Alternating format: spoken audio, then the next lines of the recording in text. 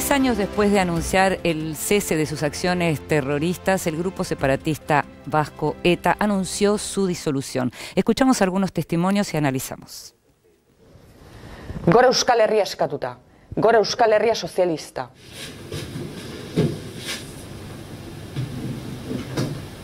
Hemos conocido un comunicado de la organización terrorista ETA.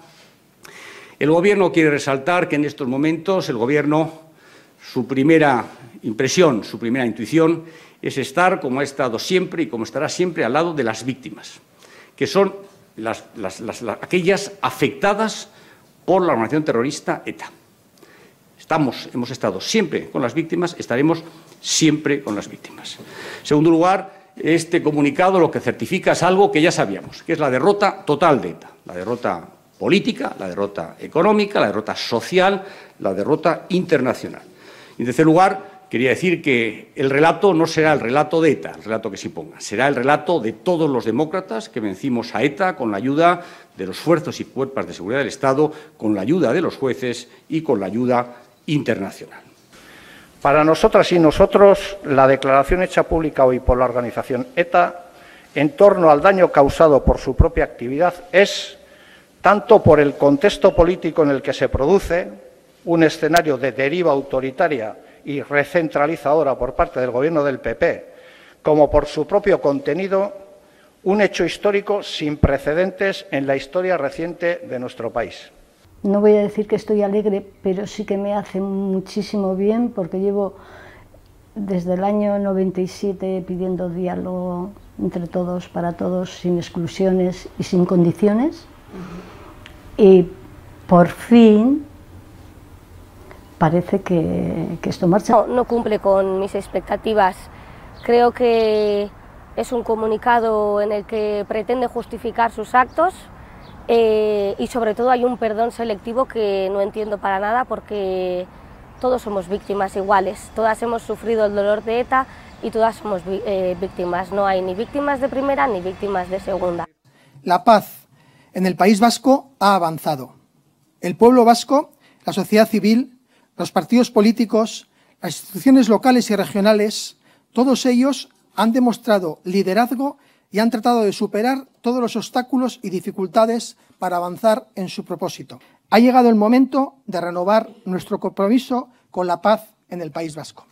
En principio es una buena noticia que no mate, claro que sí, cómo no, eso es estupendo, que no haya más víctimas, pero en ningún caso hay que agradecerle nada a ETA, pues porque ETA, si realmente quiere disolverse y pedir perdón a lo que ha hecho a las víctimas y al resto de la sociedad, porque yo considero que no solamente a las víctimas, sino a la sociedad vasca en general, le ha sumido en esa tristeza, en esa cobardía, en ese miedo que durante tantos años ha estado instalada, yo creo que debería disolverse pidiendo perdón, colaborando con la justicia, esclareciendo los crímenes que están pendientes y disolverse sin grandes alaracas y sin grandes puestas en escena. Yo creo que no puede haber paz con impunidad, porque no es una paz completa, Entonces yo creo que todas las víctimas del terrorismo y de cualquier tipo de victimización lo que claman siempre es justicia, y para que haya, la justicia tiene que actuar y la justicia no tiene que permitir la impunidad.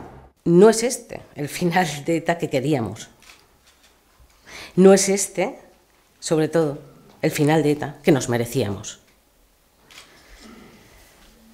El final de ETA podría haber sido diferente, debería de haber sido diferente, si nuestro gobierno hubiera puesto algún empeño en ello.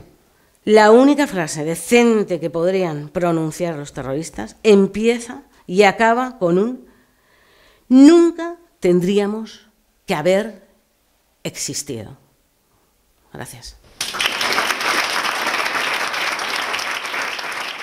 Escuchábamos reacciones diferentes por parte de las víctimas y familiares de las víctimas de ETA, y una de ellas hablaba de perdón selectivo por parte de ETA, Jorge. Porque ese perdón selectivo tiene que ver solamente con los civiles que mató ETA, pero no habla, por ejemplo, de Carrero Blanco, del almirante Carrero Blanco, no habla, por ejemplo, de los guardias civiles que murieron a manos de ETA.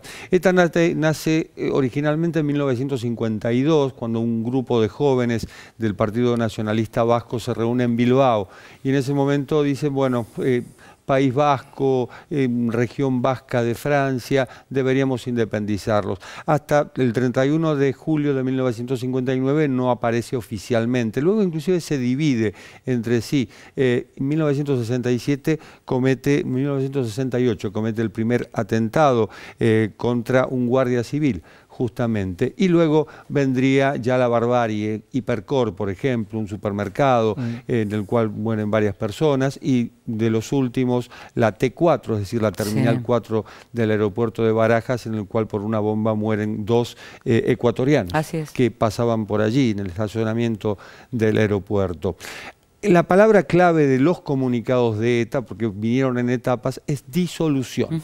Es decir, hasta ahora habían hablado de deponer las armas, y un punto importante es que no hubo acuerdo ni con este gobierno ni con los anteriores, y estamos hablando, por supuesto, de los gobiernos democráticos post-muerte de Franco. Inclusive atentaron contra José María Aznar y no pudieron matarlo en su momento. Siempre se llevaron peor con el Partido Popular que con el Partido Socialista Obrero Español, pero por ejemplo el plan antiterrorista de 2000 fracasó justamente porque ETA se negó al diálogo, nunca estuvo abierto al diálogo, nunca dejó de ser un grupo terrorista.